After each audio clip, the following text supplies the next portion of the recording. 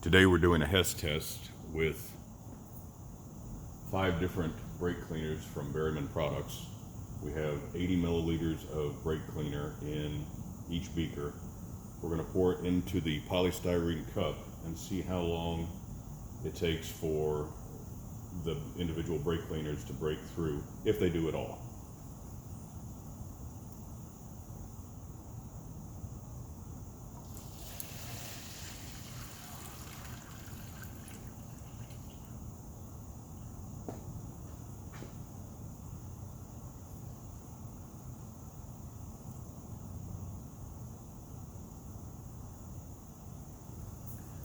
So 1420 took less than 15 seconds. And that's not surprising. That is the chlorinated brake cleaner. 2520 is our California compliant chlorinated brake cleaner. Go ahead and move these forward.